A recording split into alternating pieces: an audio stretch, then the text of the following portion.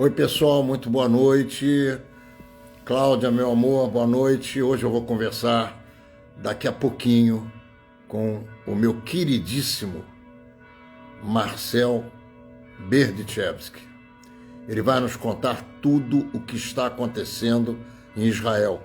As últimas notícias das fogueiras que o Hezbollah criou no norte do país e da retaliação de Israel entrando com aviação em cima do Líbano e também destruindo uma série de equipamentos do Hezbollah. O Marcel está aqui e eu já vou chamá-lo para a minha conversa com ele. Está aqui o Marcel. Meu querido Marcel, em primeiro Tudo lugar, bem?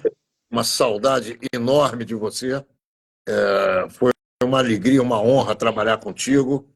Você Bom, foi de um carinho, de uma facilidade, de uma dedicação ao nosso trabalho espetacular. Você nos muito bom. ajudou imensamente e eu quero publicamente te agradecer o carinho e o trabalho que você teve comigo aí. E eu quero dizer a todos vocês que estão nos assistindo que daqui a muito pouco tempo o nosso documentário sobre o que está acontecendo em Israel a partir de 7 de outubro até agora estará pronto e vocês todos serão notificados e convidados para assistirem. Marcel, tudo bem com você, meu querido? Boa noite, primeiro de tudo. É um prazer estar voltando a falar com você depois de uma semana intensa aqui pela Terrinha. É, tem muitas, não sei se novidades, né, mas muitas coisas acontecendo. Eu não diria novidades, porque aqui as coisas não são tão novas. Um país com mais de 3.000 anos, as coisas se repetem com muita frequência. Então, muitas Ô, coisas para contar. Marcel, eu vou começar logo mandando brasa aqui. Manda bala. Eu tive uma percepção, e para falar essa questão com você é mais fácil. Você é um cara ortodoxo. Tento ser. Israel tem que mandar o Bibi para o espaço e encontrar um novo Josué. Josué destruiu 33 reis e, a mando de Deus, não deixou ninguém em pé. Aniquilou os adversários. Quem pretende fazer a paz com o Hamas, ou quem pretende fazer qualquer tipo de acordo com o Hamas, em qualquer nível, em qualquer circunstância, está cuspindo na história judaica. Está cuspindo no mais importante líder que nós tivemos. Eu não tenho a menor dúvida que ele foi mais importante do que Abraão e do que Moisés, que foi Josué, e que muita gente esquece, porque ele foi um guerreiro que estabeleceu o povo judeu na terra de Israel, na terra prometida. Nós estamos precisando de um novo Josué para resolver a questão com os muçulmanos.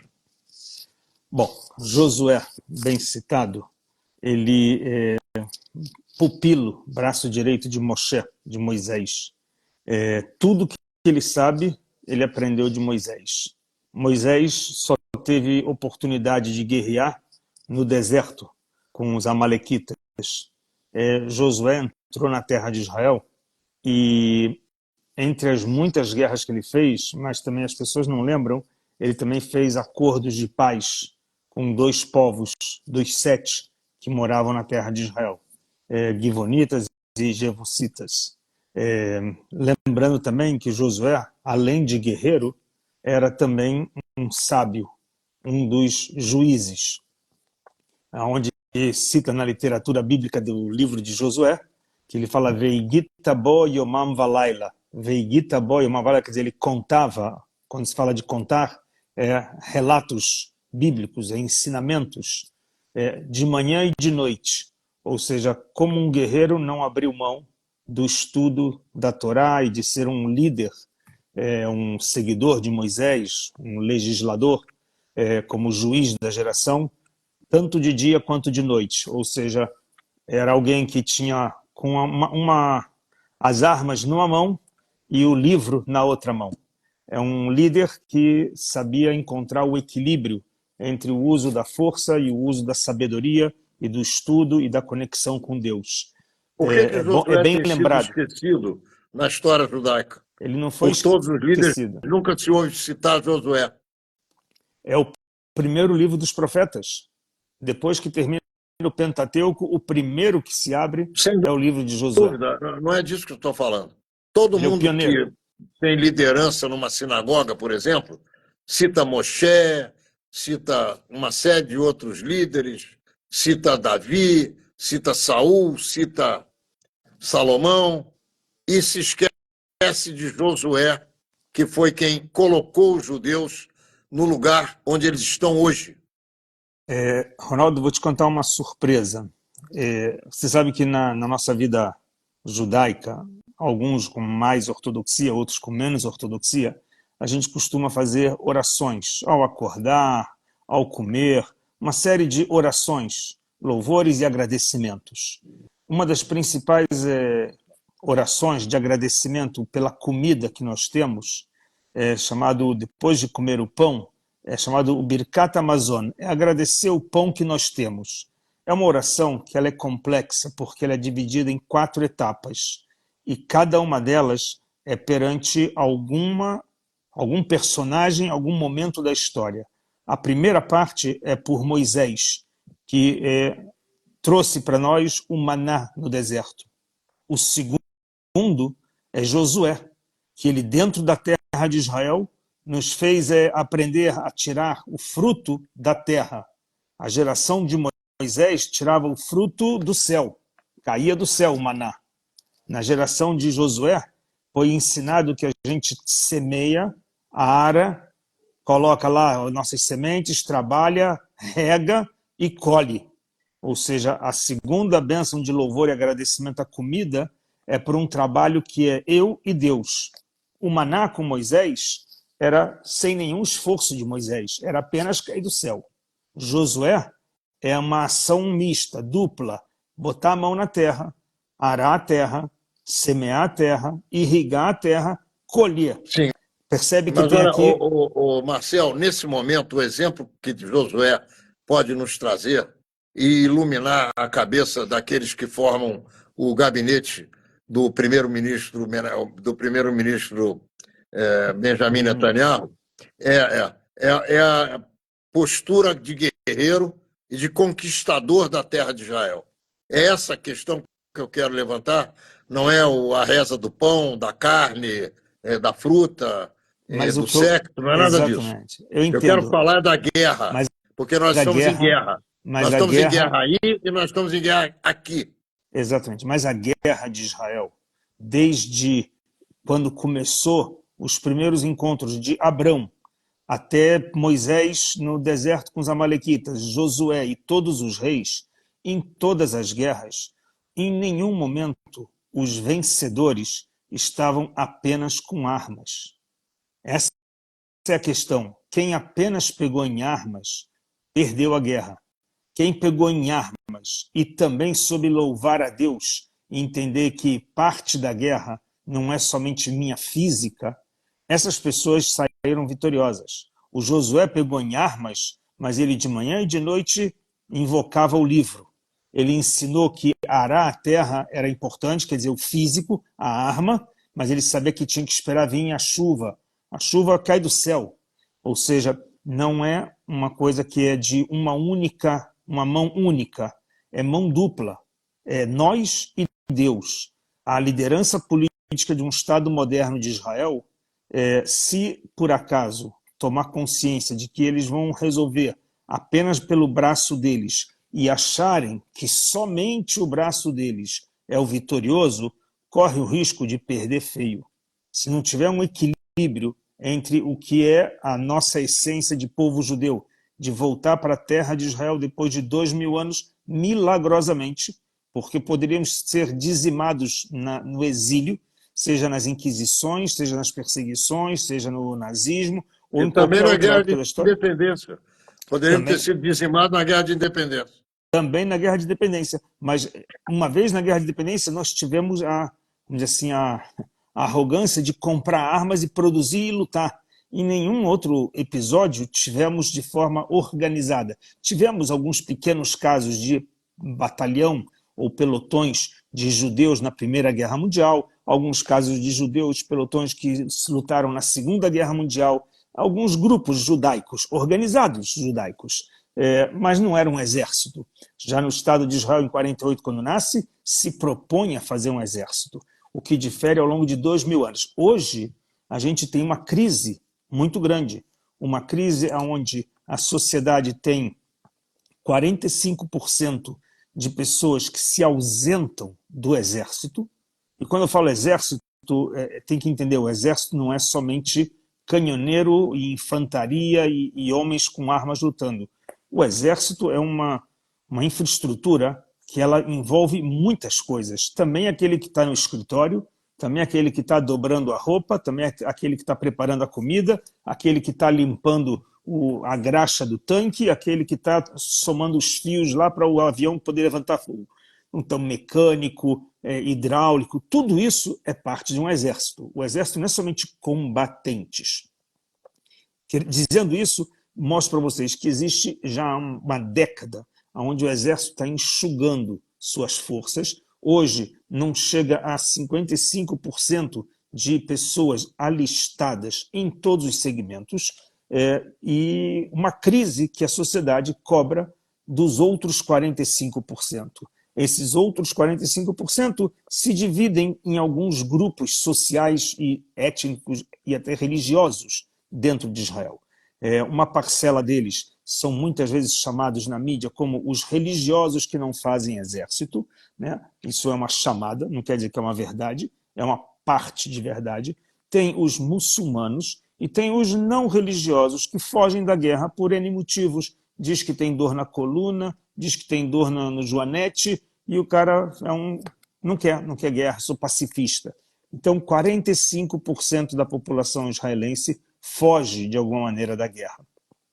Logicamente que a pergunta é o que fazer para aumentar os recursos humanos para que a gente possa diminuir o peso. O peso significa que alguém que está com 55% servindo no exército, hoje estamos 8 meses em guerra, o alistamento militar que havia sido já devolvido para as suas casas os soldados há 2 meses atrás, já estão recebendo datas para julho. Alistamento para julho novamente, porque tem uma previsão de talvez enfrentar no Líbano um novo combate, uma nova área de lutas. Então, poderia-se ter mais soldados preparados para diminuir o peso daqueles que estão 8 meses se dedicando a uma causa. Deixa eu Esse é um fazer uma detalhe. pergunta, porque eu acho que o nosso assunto, meu querido irmão, ainda que você esteja com muita pena dos soldados, eu também estou, e que você trabalhe para que a dificuldade deles seja menor, e eu sei tudo que você faz aí para poder ajudá-los, vamos falar de coisa que todo mundo quer saber. Como é que está a situação hoje em Gaza, no norte, os incêndios, a aviação de Israel em cima do Hezbollah, o Hezbollah driblando o domo de ferro com apetrechos militares que passam por baixo. Como é que está essa situação toda aí e como é que está a política?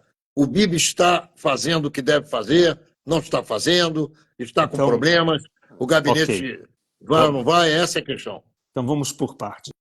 O Exército hoje, como a gente vem falando, existe a parte da liderança, que se encontra em debates e reuniões e dando ordens e brigando por ideologias, qual é o caminho para chegar a uma vitória ou a um acordo com os líderes do Hamas, com os palestinos, enquanto que existe uma parte do exército que está em campo, que estão debaixo do tiroteio que passa toda hora na cabeça deles. Esses soldados que se encontram em campo e que tem uma folga por semana, tipo um mês que ele está lá e ele sai um fim de semana para casa. Um mês que ele está lá, ele sai um fim de semana para casa. Quando ele passa um fim de semana em casa, ele fala, por favor, quero voltar logo para Gaza. Por quê? Porque ele não aguenta a pressão da política e das brigas na semana que ele está em casa. Na guerra, todos estão com o foco de que é vencer. O primeiro que levanta lá e tirou a cabeça para fora, o primeiro rato que saiu do túnel para fugir, respirar, um tiro nele. Agora, enquanto ele está aqui na casa dele, ele tem que abrir a televisão e ficam discutindo o que eu vou fazer com esse rato, como eu vou fazer o rato sair do túnel, o que a gente vai dar em troca para o rato sair. Ou seja, enquanto que a liderança política e a liderança militar não encontram uma linguagem comum, o que fazer, os em campo estão fazendo. Estão fazendo porque eles andam pelas ruas de Rafah e eles em cada casa desmantelam armamentos. Hoje, os últimos 2 dias, fábricas de armas, lugares de lança-mísseis o tempo todo, além dos túneis. E por incrível que pareça, ainda tem que sofrer riscos, como hoje morreu um soldado de manhã que saiu debaixo de um túnel. Um grupo de terroristas saem das bocas dos túneis que não foram identificados para atacarem e tentar entrar em Israel. E são atacados, um soldado morre e matam a tropa toda deles lá. E assim eles vivem em forma de ratos. E a gente brincando de caça como gatos, procurando qual é a porta que eles vão sair. De que porta vai sair mais alguns. Esse é o dia a dia caloroso que tem na região do sul, entendeu? Em Gaza. Israel vai explodindo os túneis que vão aparecendo, e aí você abre em qualquer filme, vão mostrando todo dia, explode um túnel, 2 túneis, 3 túneis, mas eles têm centenas de quilômetros de túneis. Esse é um número Mas que o que não tem, dá nem para imaginar. Marcel, o que tem chegado aqui para nós é que o Exército não está com a força total dele em Gaza, porque, infelizmente, o gabinete não se decide. Mais ou menos, porque você não precisa de uma força total, você não precisa botar 500 mil soldados em Gaza quando você tem 1 milhão de pessoas lá famintas, sem comida, e outros 20, 30 mil Hamas escondidos no túnel com todas as comidas escondidas. Há de entender algumas coisas, o processo é assim, caminhões humanitários entram, a polícia da Hamas controla, na hora que entra, espanca, mata e fuzila qualquer um que se aproxima dos caminhões, e eles vão controlar esses caminhões, vão vender para os moradores de Gaza e vão mandar essas comidas primeiramente para os seus líderes militares e para os seus soldados. Assim funciona, é uma máfia interna. E isso já tem um rebuliço dentro da sociedade de Gaza, dos palestinos, onde alguns vão querer se rebelar, e se rebelam. Muitos são presos, fuzilados, a gente tem filmes que circulam, são torturados, pessoas tentando passar uma voz para o mundo ocidental, do tipo, ferre-se essa liderança da Hamas, eles querem comer, eles querem ter uma forma de respirar. Essa é a parte que está acontecendo, fervendo dentro de Gaza. Agora, Israel não precisa bombardear hoje tudo, porque o interesse maior ainda é atrás da liderança, atrás do desmantelar armas, porque não se pode deixar que tenham fábricas de armas e lança-foguetes, porque qualquer rato pequeno, recém-formado com 8 anos, ele já está lá e aprende a lançar um foguete. Então tem que desmontar todo o material bélico que tem. E, por incrível que pareça, material bélico até mesmo americano a gente encontra aqui, que foram Você podia vendidos falar um para... pouquinho da relação hoje de Israel com o Egito? A relação de hoje com Israel e com o Egito tem uma pressão internacional muito grande, porque o Egito, junto com o Catar, fazem parte do bloco de negociação com o Hamas. Ou seja, os Estados Unidos pressiona Israel a aceitar uma troca de negociações, ou pelo menos de propostas que são passadas. O Catar manda, o Egito recebe, faz entregar para o pessoal do Hamas, e essas coisas são ridículas. Por quê? Vou dar um exemplo das coisas que pedem. A Hamas coloca na sua proposta exigências assim, para a liderança do Hamas, imunidade. A liderança e os seus oficiais, generais, tudo, imunidade. Ou seja, se quiser algum tipo Mas de são eles que troca... têm que ser assassinados pelo exército de Calma, Israel. vamos por parte. Vamos primeiro ver o que eles colocam no papel. Eles colocam no papel, vocês querem receber 30 civis vivos?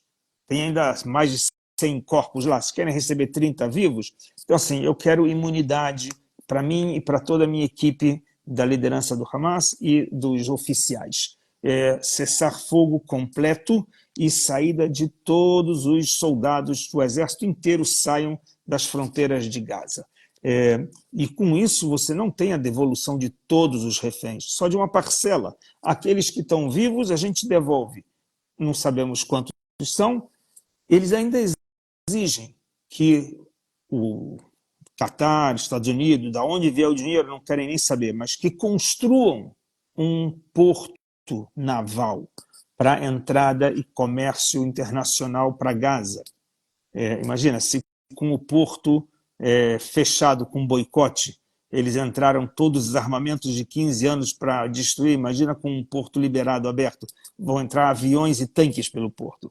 Eles querem o fim do cerco das fronteiras. E mais uma lista de pedidos enormes, ok? Isso é as exigências, sem eles se prometerem que não vão mais atacar Israel, que vão devolver todos os corpos vivos e mortos de todos os reféns. Nada. Eles não sabem, eles não falam de abaixar as armas, não falam de nada disso. Ou seja, o tipo de propostas são propostas indecentes, que a resposta sempre é não. Né? Ou seja, Israel não vai conseguir fazer, porque já falou, olha, eu não entro numa negociação como essa. Minha proposta é, eu estou disposto a uma trégua, e sem tirar meus soldados. Te dou trégua uma semana, um cara, mês. eu não consigo entender isso. Trégua por quê e para quê? Com que finalidade? Para receber os reféns. Não tem refém nenhum lá, cara. Tem. E outra coisa, olha quantos soldados já morreram. Olha só, quantas vezes o Bibi entrou em Gaza e saiu na vida dele, em 16 anos. Será Bastante. que esse cara não aprendeu ainda que não é esse o esquema? Depois Olha, ele tem entregue morreram 1.027 até ontem. terroristas em troca de um palhaço, de um soldado vagabundo que tinha um fuzil na mão e não deu um tiro, estava dormindo dentro de um tanque. Mandaram esse Sinuar Iaiá do cacete aí para fora, para ele fazer o que ele fez. Ele não aprendeu Ronaldo, ainda, o Bibi? Até hoje, morreram 645 soldados. Deve ser. Mas ele acha pouco, quem sabe? Não, ninguém acha que é pouco, mas a gente tem certeza que de novo, é tudo matemática, estatística, para 8 meses de guerra, graças a Deus, é pouco, porque você teve na Guerra dos 6 Dias muito mais que Sim, esses é números. pouco para mim, é pouco para você, mas é muito para a mãe de cada um deles. Exatamente, mas as mães dos caras que estão reféns também estão dispostos a qualquer preço para ter o filho de volta. Meu amor, mas você tem que nessa hora fazer conta de estadista. Eu não vou matar 600 caras meus para livrar 100. Eu vou botar a aviação em cima deles lá, cara. Ronaldo, e se precisar soltar bomba de tudo que é teor, tem que soltar.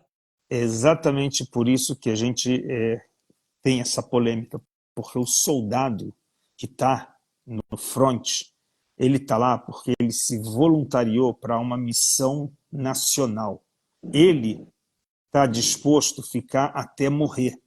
Já o civil que foi sequestrado da sua casa, da sua cama, tirado de uma festa dançando para ficar num túnel, esse cara não está lá voluntariado, ele não se prestou a ser nada civil para salvar a pátria, porra nenhuma. É com ele. Sim, mas quantos caras eu vou precisar perder para livrar esse cara?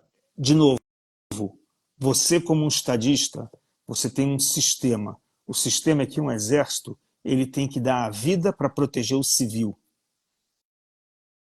Então, é verdade.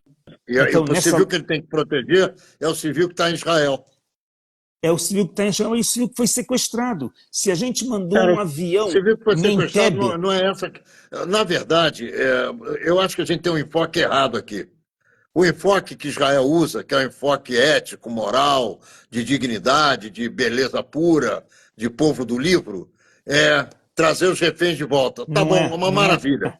Israel não arrumou um refém para trazer de volta. Aliás, minto, uma mulher que fugiu e o exército pegou ela, foi a primeira. E acabou. Não achou mais ninguém. Então, se não consegue achar, destrói aquela merda lá e pronto. Entendeu? Ronaldo, o exército resgatou os 2 argentinos. Eu conheço o soldado que resgatou os 2 argentinos. Entraram na casa, pegaram o cara sem sapato, o cara veio no colo dele, trouxeram também 2 desses, um comando de elite entrou e resgatou 2.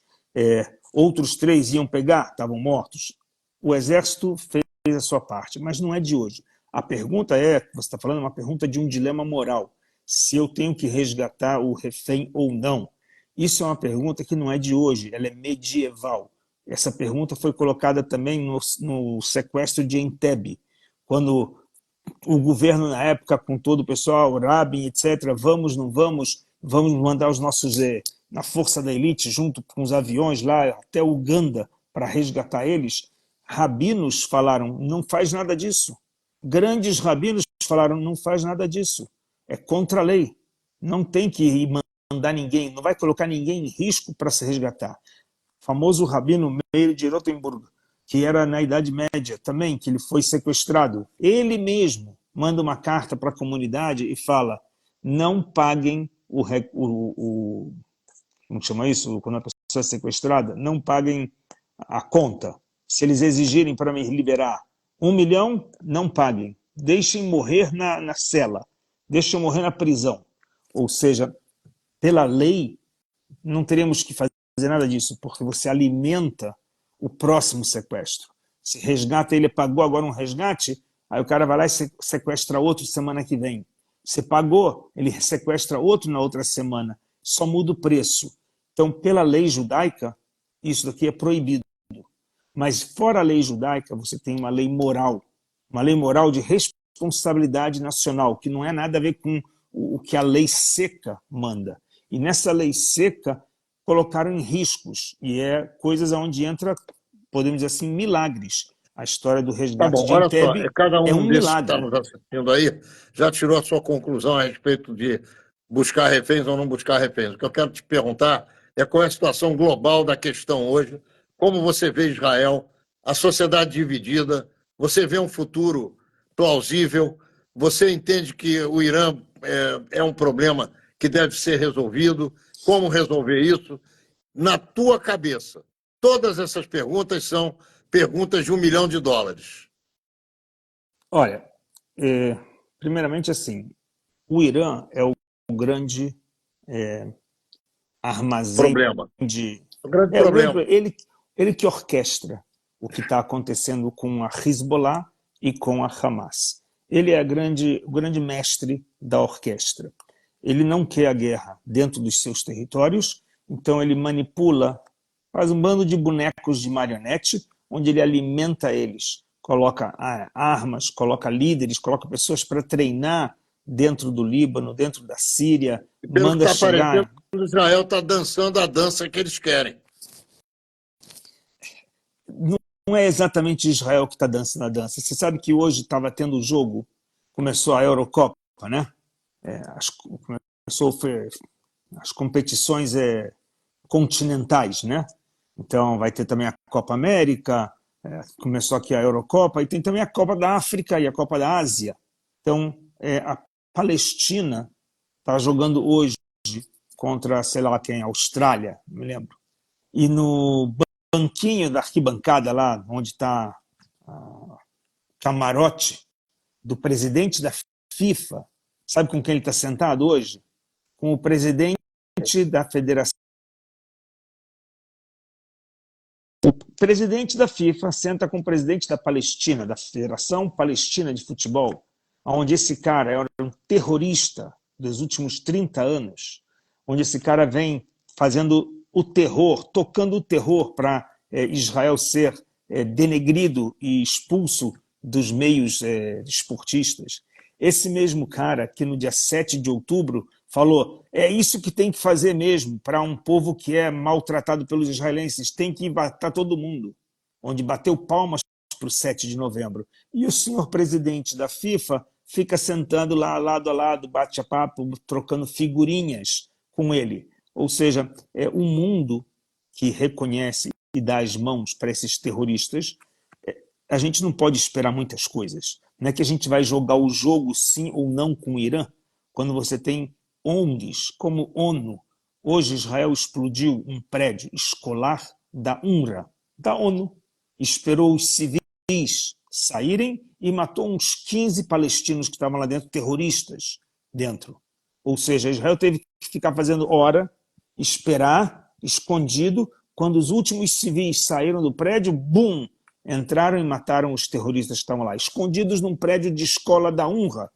Agora, que merda é essa de UNRWA não falar nada? liberar que pode ficar escondido terrorista na UNRWA? É igual botar o terrorista dentro do Senado brasileiro. Não, já estão todos lá dentro. Né? No Planalto, estão todos no Planalto mesmo. É isso. Os terroristas estão dentro das instituições, dentro da UEFA, dentro da FIFA, dentro da ONU, dentro da Unesco. São todos maquiavélicos recebendo dinheiro dos países árabes. O Catar sustenta. Quem vai dizer não? Qual é o presidente de FIFA ou de ONU que vai dizer não, senhor Catar? O mundo move por alguma máquina chamada dinheiro. Israel O que faz uma luta... Você está dizendo, então, que o problema não tem solução. O problema não tem uma solução simples. Solução tem.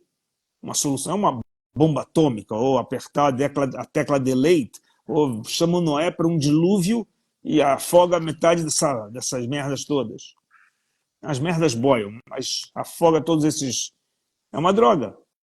A solução não é clara. Tem hoje 500 mil de radicais xiitas, não xiitas, desculpa, 500 mil de radicais muçulmanos, porque tem xiitas e sunitas que são radicais, ou seja, esses 500 mil que são radicais estão espalhados, estão no México, apoiando a presidente do México, estão no Brasil, estão na Rússia, estão em tudo quanto é lugar, estão na África.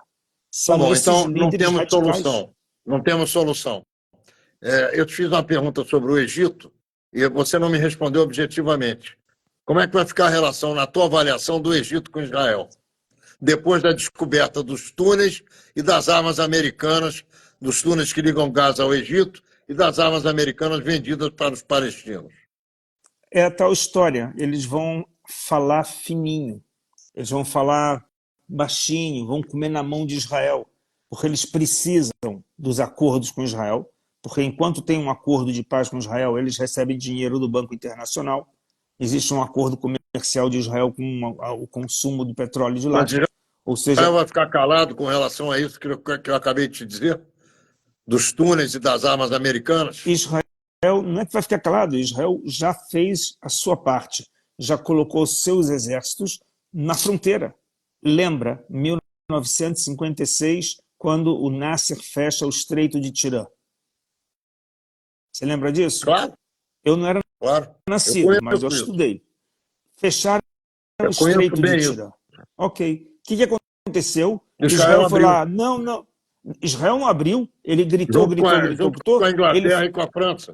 Ele foi até lá e falou, mandem eles embora e tragam forças internacionais. Chegou a Inglaterra e França, marcaram suas bandeirinhas lá, ficaram tomando sol, pescando, caçando submarino lá, e passado menos de 10 anos, chega 1967, no início vem lá o Nasser e fecha novamente o Estreito de Tirã e manda embora francês e inglês para fazer compras no Champs-Élysées. Israel faz o quê? Vai pedir de novo auxílio para a Europa? Se os caras viraram umas costas e botaram o rabo entre as pernas... Não, ele já tinha ganho a guerra em 56, mas não ocupou. Israel ganhou em 57 e ocupou. Em 67 e entregou de volta. Mudou a política. E ficou com Gaza. Meu querido irmão, quantas cagadas esses governos de Israel fizeram de lá para cá? Em devolver partes, você está falando? Porra, ou em não matar... trocar paz por terra, devolver o Sinai inteiro com petróleo e ficar com um povo de 2 milhões para encher o saco. Quantas porcarias esses caras fizeram, rapaz? Olha só, a gente ontem comemorou o dia de festa de Jerusalém, da unificação de Jerusalém. Dos 6 dias, da Guerra dos 6 Dias, o dia de ontem, dia 5 de junho, é a data que a gente lembra que foi liberada a Jerusalém histórica. Entrou lá pela Cidade Velha todos os líderes... Mas por que você está falando isso? Porque eu vou te falar uma coisa. Israel devolveu Jerusalém para alguém? Sim. Devolveu... A esplanada, todos os soldados... Espera aí, cara. Aí não... Olha só, tem gente que acha que tem que explodir a mesquita de Omar e a mesquita Elax. Eu não acho isso. Eu não acho que tem que explodir. Eu não acho que tem que explodir. Quando a guerra acaba, Moshe Dayan recebe uma carta do líder religioso islâmico que fala o seguinte: não destruam nossa mesquita, a gente desmonta e monta ela do lado. Simplesmente assim.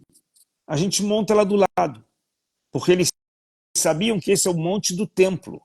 El-Quds, em árabe, El-Quds é o Mais monte do uma vez templo. você vai dizer para mim o que eu vou te perguntar. Um erro. Mais um erro.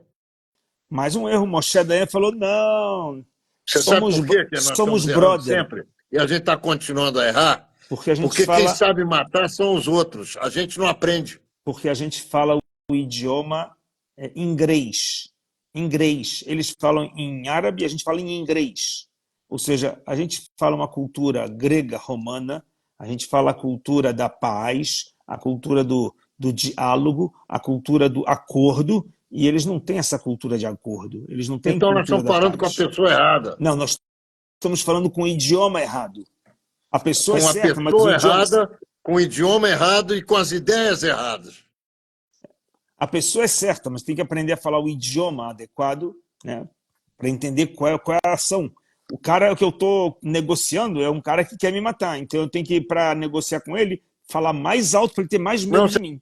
você tem que matar ele, não é negociar com ele. Se ele, a Não, não pergunta tem é, se negócio ele de se... conversar com quem quer te matar, rapaz. Então, Quem mas quer te matar você vai tem... querer te matar daqui a um ano também. Então, Daqui a mas aí 2, daqui você... a 5, daqui a 50. Então, Ronaldo, você tem 2 milhões, desculpa, você tem 2 bilhões de muçulmanos. Você não pode matar 2 bilhões de muçulmanos, mas você pode matar Não, um eu não número quero de... que mate Escuta, 2 bilhões de não, muçulmanos. escuta, Eu não escuta. quero que mate nenhum muçulmano. Eu quero que mate quem quer me matar. Eu quero Ok, matar quem então, quer me esses são os matar, só isso. radicais. Então, você tem que ser forte o suficiente para qualquer um radical islâmico não dar a chance de levantar a cabeça com o pensamento de eu quero te matar. Porque na hora que ele levanta a cabeça, ele já toma uma chapuletada. Ou seja, a força e a atitude de mostrar, porque a força não é só quando você bate. A força é quando você mostra que você tem capacidade de bater. Ou seja, o medo que o mundo árabe tem que ter de não ser radical é porque a gente é forte o suficiente. Se eles Bom, sentirem tá, eu que entendi nós a tua somos opinião, todo mundo fracos, aqui entendeu. Eu quero saber o seguinte: e os incêndios no norte de Israel, além do calor, provocados pelo Hezbollah? Como é que vai ficar isso, na tua opinião? a opinião é que a coisa é moeda de cara e coroa. Cai fogo aqui, cai fogo lá. Israel também bombardeou lá e hoje cidades inteiras estão pegando fogo no norte do Líbano. Hoje quem está correndo atrás de bombeiro e tacar água são eles. Sim, É o mas dia... é só isso? Vai parar por aí? Não, não vai parar por aí. Israel não está parando por aí. Israel, de novo, ela tem uma política de que não vai fazer incursão terrestre no Líbano enquanto se encontra com um conflito paralelo em Gaza. Tá. Quanto tempo ela Me vai fala, enrolar? eu acho que tem razão. Eu acho que isso aí está certo. Eu te faço a seguinte pergunta. Não precisa de incursão terrestre quando tem uma boa aviação e a gente sabe que Israel tem isso. Eu te pergunto assim, Hezbollah, Irã, Hamas, como é que ficam as conversas com a Arábia Saudita?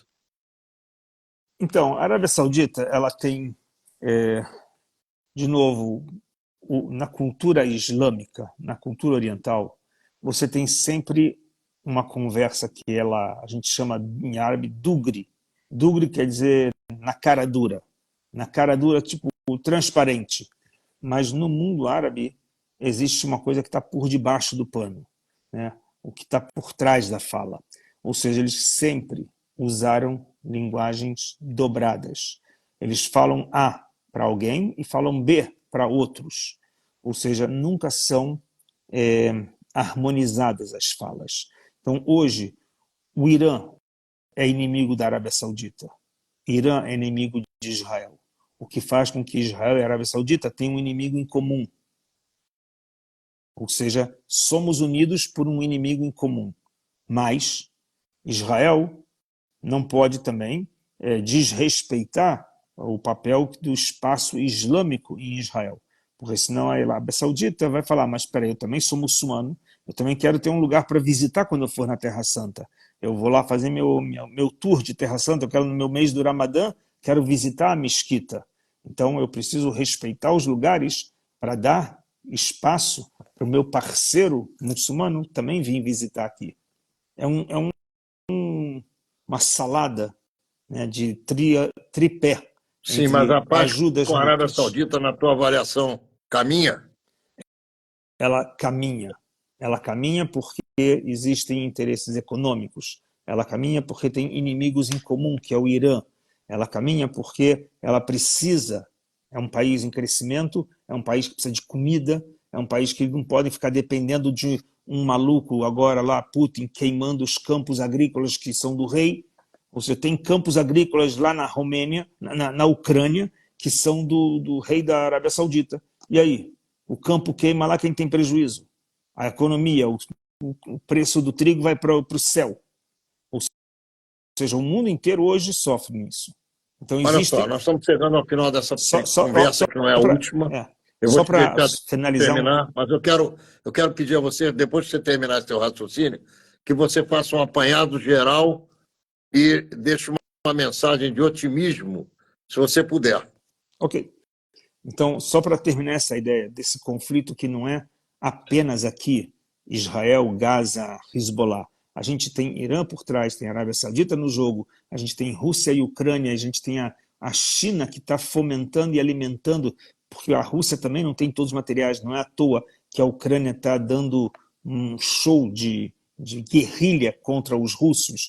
Israel está aprendendo com os ucranianos como lidar com os drones, ou seja, uma coisa incrível, né? Que a experiência da guerra, quem tem mais anos guerreando tais coisas modernas, podem servir de exemplos para nós. Israel está começando a aprender o uso de drones com os ucranianos, que estão um ano e meio mais na frente do que Israel nessa guerra de drones. Então, é tudo um aprendizado com relação a isso, porque esses ataques do Líbano que vieram para Israel, que foram, na boa parte, com drones, aviões não pilotados, não dá para usar Iron Dome, que vai atrás de um míssil, porque tem alguém pilotando aquela coisa ali. E não dá para você botar um caça F-16 para pegar um aviãozinho que é um tico-teco, porcaria, um negocinho de um pouco maior que uma pipa, entendeu? Mas que ele é com uma bomba que vai até onde vai no endereço que você deseja. Então, existem agora novos desafios, né? Novos desafios de como atentar a esse tipo de armamentos modernos. Então a gente vem aqui em Israel aprendendo também das experiências da guerra Rússia com a Ucrânia. Do ponto de vista de norte, Israel ataca de forma diferente como ataca com a parte de Gaza. A Hezbollah é parte de um Estado libanês. A Hezbollah tem uma topografia diferente, tem um volume de apoio muito maior do iraniano. Os armamentos são diferentes. Então, a maneira que vai ser a Guerra do Norte vai ser uma guerra diferente. Vai ser bem, talvez, podemos dizer, mais reduzida de tempo e menos barulhenta como de Gaza. De Gaza mostra-se muitos civis, etc, etc. Não, a Guerra do Líbano provavelmente vai ser com canhões, com aviação, com coisas que não tem praticamente em Gaza. E é Você não uma tem onde a guerra que aviação... você acredita que não vai deixar de acontecer. Ela vai acontecer. Vai acontecer. Experiências pode ser de uma guerra que pode durar um mês, vai depender do passo dado, né? Porque na hora que você dá um salto e começa a botar canhões em direção a Beirute, ou aviação em direção a Beirute, aí na hora as coisas param e já começam a cessar fogo, negociações, porque você não vai desestabilizar um país. Gaza não é um país. Gaza não tem estabilidade porque a própria Hamas implodiu a estabilidade. A própria Hamas fez da autoridade palestina em Gaza algo sem estabilidade. O Líbano é um país com estabilidade. Boa, má, com governos, com políticas, com direita e esquerda, com muçulmanos e com os cristãos lá, difere de Gaza. Tem um parlamento, tem uma política.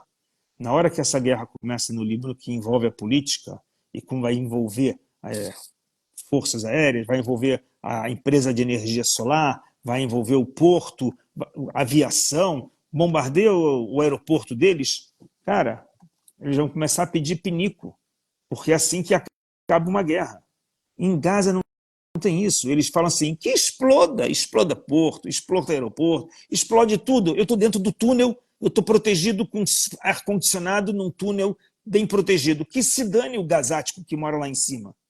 Então é diferente. A política é diferente. Sem falar que temos reféns em Gaza, onde pisam em ovos. No Líbano, não tem reféns. O tanque vai virar e vai andar em direção em linha reta. O que tiver pela frente vai ser passado por cima. Entendeu? É uma política diferente. A ideia principal nossa hoje é, também no Líbano, procurar diminuir o maior número de armamentos, ou seja, bombardear onde tem o sistema da informação, onde se encontra seus aviões não pilotados, seus foguetes, ou seja, o trabalho do serviço secreto de informantes, porque no Líbano temos também pessoas que são contra a Hezbollah, você tem cristãos no Líbano, você tem pessoas que são contra os xiitas do libaneses que apoiam, então existe também essas crises internas que muitos deles são informantes pró-Israel. Antes eram pessoal do exército libanês cristão, mas sempre tem, traidores existem em todos os lugares. Então, eles são parte importante para as informações aonde os próximos ataques de Israel. Internamente, a sociedade israelense precisa dar um pouco de chacoalhada, e talvez até umas tapas de pelica em alguns políticos que querem fazer bagunça, do tipo os radicais de esquerda, e fala, vamos dividir Jerusalém, Jerusalém é a capital dos palestinos. Cara, não me fala de palestino agora. Primeiro vamos acabar com a guerra, e aí depois quando tiver um palestino que estiver querendo sentar na mesa para falar de paz, esse, se sobrar, a gente conversa com ele. Porque enquanto tiver palestino que levanta para fazer armas, que levanta para fazer ataques, com esse não tem diálogo. Tá. E agora, só para terminar essa conversa nossa, eu queria que você fizesse uma rápida análise sobre o que é que você pensa da divisão da sociedade israelense e da influência dessa divisão no governo. Então, a sociedade brasileira, a sociedade israelense, ela está dividida nos mesmos moldes que está dividido hoje várias sociedades do mundo. Brasil, Estados Unidos, França. Existe a polarização da extrema esquerda e da extrema direita. A polarização. Ou seja, essa extrema esquerda e a extrema direita polarizada, ela vem gerando muito mais fumaça do que qualquer coisa. Não produz, gera fumaça. Queima os miolos, mas não produz. Saem com discursos, Bibi para fora, eleições agora. E aí? Vamos dizer que tem eleições. Você vai precisar de 6 meses para fazer eleições. E até lá vai fazer o quê? Vai ficar a tia Joana cuidando da guerra? Quem vai cuidar da guerra? Qual vai ser a política da guerra nesses 6 meses até as eleições? E quando vier eleições, se for que nem as últimas 4, que é empate, empate, empate, cada eleição custa dinheiro. Você não prefere botar esse dinheiro em cima de umas bombas para limpar logo onde estão todos esses túneis? Porque custa dinheiro. Bomba custa dinheiro. Não cai do céu. Alguém tem que comprar. Alguém tem que pagar essas bombas. Eleição é dinheiro. Eleição é tempo.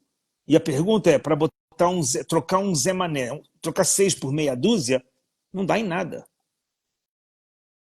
Então, na minha opinião, eleições agora não vai dizer nada. Agora tem que sim tomar decisões. Qual é o próximo passo com a guerra?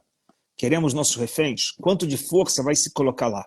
Ou quanto de força vai se tirar de lá? Tipo, vou tirar forças da energia elétrica, vou tirar forças das bombas de água. Quem sabe na hora que começar a apertar o cerco e não ter ar-condicionado, que vai começar o verão, não vai ter ar-condicionado nos túneis do cara lá, ele vai começar a sair de lá suando.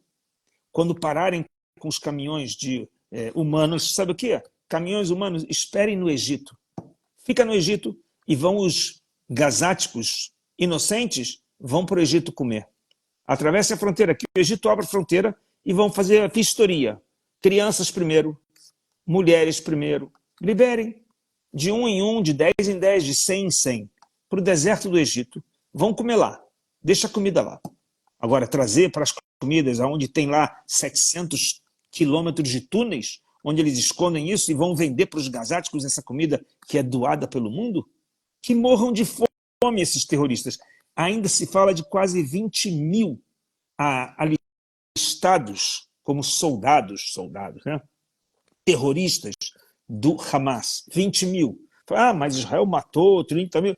Ainda tem pelo menos 20 mil inscritos. Ou seja, tem muita cabeça para rolar. Muita cabeça. Então, tomara que rolem rápido. Sim, também gostaria que fosse Para rápido. rolar rápido, Mas tem que voltar com o exército, com força, para dentro de Gaza. Não pode ficar com uma perna na... Mas você em sabe, Eilata, outra você sabe, perna Ronaldo, em Rosh Hanikah, Ronaldo, a lavando gente os está ovos no a Mediterrâneo. gente Tem que tá no entrar lá e mês, resolver a a gente parada. está no mês de junho. Nos próximos meses começa a corrida eleitoral. Corrida eleitoral Vamos ver. vai ser um pega para capar, porque nego vai estar disposto a vender o Moishe Potts e a Golda Meir em troca de 10 palestinos votando nele lá em Los Angeles, entendeu? 10 daqueles Queen Palestiner votando num Biden da vida, entendeu? Vão vender uma Golda para receber um Queen palestino lá. Bom, quais são as tuas mensagens finais, meu príncipe? Eu quero te agradecer mais uma vez, te dizer que é uma alegria enorme rever você. Eu passei dias terríveis emocionalmente junto contigo aí. Nós dois choramos, nós dois rimos, nós dois não nos divertimos, porque o momento não é para isso. Fizemos um documentário espetacular, que, se Deus quiser, ele vai ao ar em menos de 30 dias. E eu tenho muita honra de ter você ao meu lado, de ser seu amigo e de ter você aqui comigo na frente dos nossos internautas, mostrando a tua opinião sobre todos esses assuntos que a gente discutiu aqui. Muito obrigado pela tua presença. Lembrando que aí em Israel, para você que não sabe, 1h da manhã. E o Marcel está aqui dedicando o tempo dele a nos esclarecer. Marcel, muito obrigado. Quantos minutinhos mais você me dá? Quanto você quiser. Tá bom, então algumas coisinhas rápidas. Você falou que semana emocional que você teve aqui, a gente aqui, quem está vivendo dentro desse teto aqui de Israel, temos 8 meses de emoção. Hoje eu fui participar de um enterro de um soldado que morreu ontem, na fronteira do Líbano. Um desses aviões não pilotados explodiu onde eles estavam, ele morreu, Rafael, e mais outros feridos lá, outros 2 feridos graves, e mais outros 6, 7 feridos leves. Hoje foi o enterro dele no cemitério do Kibbutz, onde eu fui voluntário, meu primeiro ano de vida aqui em Israel, que eu cheguei, eu fui voluntário no Kibbutz Kfar Etzion. E esse Rafael morava em Tzur Adassa. Nossa primeira entrevista que a gente fez foi em Tzur Adassa, com o nosso palestrante. Nosso comunista. Esse esquerdista. E o rapaz que morreu, ele é colega de sala, estudou comigo 2 anos no grupo de formação de guias. Participar desse enterro, num lugar onde eu conheço já de longa data, que é esse cemitério do Kfar Etzion, me trouxe muitas emoções. Eu cheguei lá, nesse kibbutz, foi o meu kibbutz que eu me voluntariei a primeira vez que eu cheguei em Israel. E quando eu me voluntariei, era no ano de 82. Me perguntaram a seguinte frase, os responsáveis: você se incomoda de receber uma família adotiva de uma viúva que o pai morreu na guerra do Yom Kippur?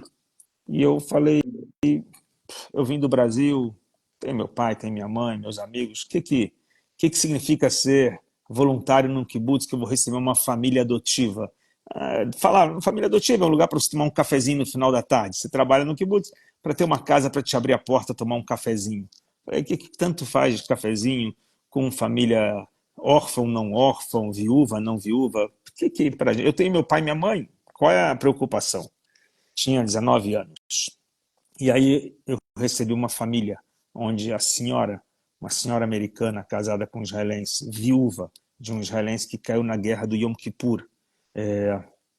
Ele morreu no Yom Kippur, saiu para a guerra do Yom Kippur e morreu, deixando 3 filhos em casa, sendo que o pequeno, recém-nascido, nasceu no dia 4 de Tishrei e o pai saiu no dia 10 de Tishrei.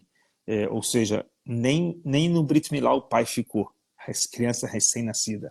e saiu para a guerra, foi para o Sinai e vai morrer lá no canal de Suez.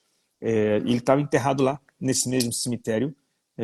Eu visitei lá, junto com a minha mãe de kibbutz, e ela me conta, justo ela tinha preparado, ela falou, nesse ano, 50 anos, né, o último Yom Kippur, 50 anos depois da guerra de Yom Kippur, eu tinha preparado uma festa com todos os amigos e os que eram amigos do meu marido falecido, para a gente fazer 50 anos depois da guerra de Yom Kippur, um encontro.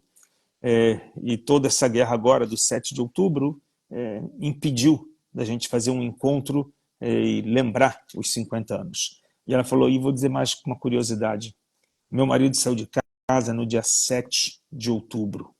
7 de outubro, meu marido saiu de casa. De 73. De 73. 50 anos atrás. E ele morreu 1973. Ele morreu em Simchat Torah, no finalzinho da festa de Simchat Torah, no Motzai, quando acabou Simchat Torah, ele caiu morto. E foi trazido o corpo dele, na época não podiam trazer para enterrar em Israel, estava em guerra, em plena guerra durante aquelas semanas, mais de 1.800 corpos foram enterrados em cemitérios temporários. E ele foi enterrado no Kibbutz Be'eri. Kibbutz Be'eri, que no dia 7 de outubro teve todo mundo morto. 2/3 deles mortos.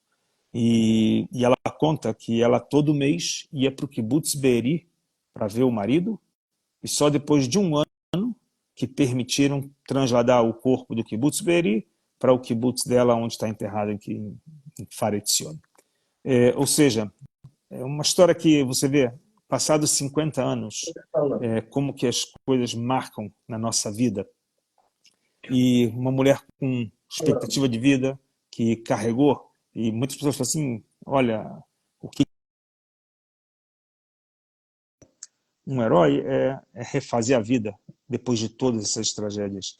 A gente tem mais de 3.500 soldados feridos, onde parte deles são feridos graves, que é coma, tem partes que são sem braços, sem perna, ou seja, mais de 3.500 soldados desses vão ter que entrar numa sociedade. Ou seja, a sociedade israelense, ela precisa se unir para poder suportar as dores que são do pós-guerra. Não adianta querer culpar A, culpar B, porque culpou quem? 50 anos atrás culparam, mas a vida tem que ser trabalhada, as pessoas têm que voltar a viver, os sobreviventes têm que voltar a ter vida ativa e não viver em depressão e não buscar uma alternativa de suicídio. Teve isso depois do Holocausto, teve isso também agora, pessoas que perdem o equilíbrio. Então, o papel da sociedade agora é, em vez de buscar aquele que é diferente, é buscar aquele que é junto, aquele que tem mais coisas em comum, onde eu posso me comprometer em fazer algo junto para levantar a moral da nação, para levantar o espírito da nação, porque o exército de Israel é um exército treinado, preparado, mas se não estiver unido, vão estar dando tiros em lugares diferentes, cada um para um lado. Tá bom. Então, nossa missão é trabalhar a união agora, o máximo que a gente pode. Ok. Marcelo, um beijo para você, meu irmão querido. Semana que vem, de novo, a gente vai conversar. Vai olhando aí o que está acontecendo, a gente vai conversando todo dia de manhã, como nós temos feito. Se Deus quiser, semana que vem a gente vai estar junto de novo. Tá a gente combina. Um prazer enorme, um abraço para todo mundo. Uma coisa importante. Vocês... Não tem mais tempo, infelizmente. Não tem.